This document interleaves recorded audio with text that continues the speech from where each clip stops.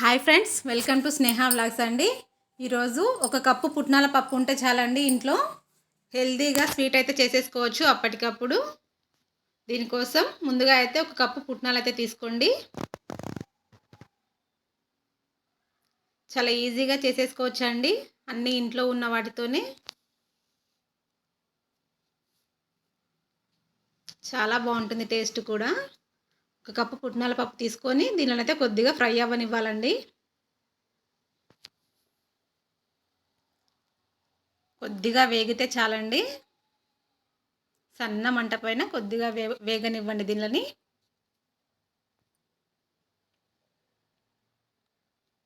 ఇలా వేగిన పుట్నాలని ఒక 2 యాలకులు అయితే వేసుకొని మెత్తగా పౌడర్ లాగా మిక్స్ అయితే పట్టుకోవాలి.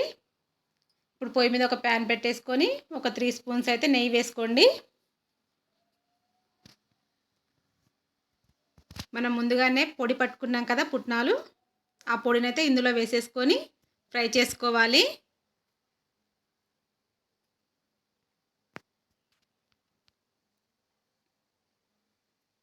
ఇలా కలుపుతూ ఫ్రై చేసుకోండి.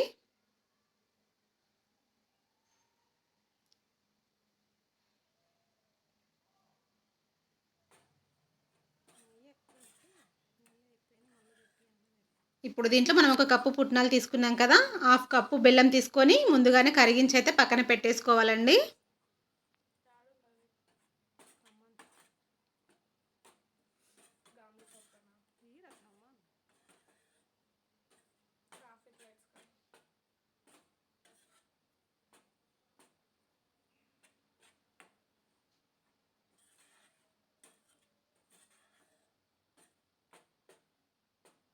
ఇలా వేగితే సరిపోతుందండి.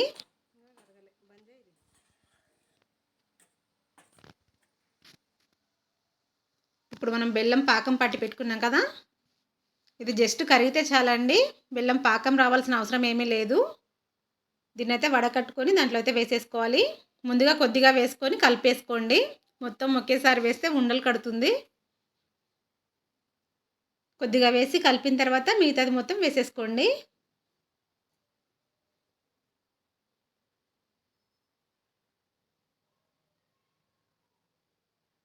ఇలా మొత్తం వేసి ఉండలు లేకుండా కలిపేసుకోవాలండి మొత్తాన్ని.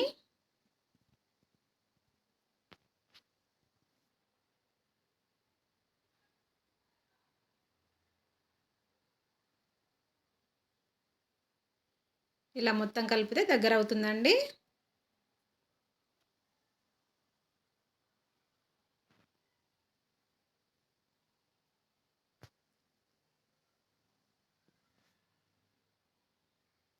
ఇలా దగ్గర పడ్డ తర్వాత మళ్ళీ ఒక 2 స్పూన్లు అయితే నెయ్యి వేసుకోవాలి దీంట్లో.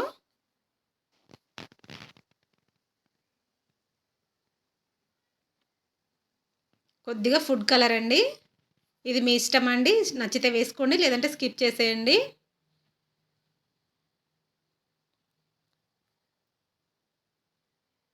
కొద్దిగా ఎల్లో ఫుడ్ కలర్ అయితే వేసాము.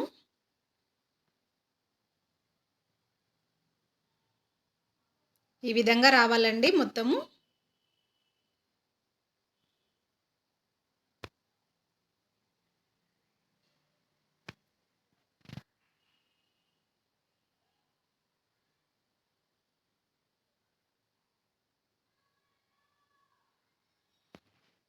దీన్ని ఒక ప్లేట్ మీద నెయ్యి రాసుకొని మొత్తం స్ప్రెడ్ చేసేసి ముక్కలుగా అయినా కట్ చేసేసుకోవచ్చు, లడ్డూల్లో అయినా చుట్టేసుకోవచ్చు అండి.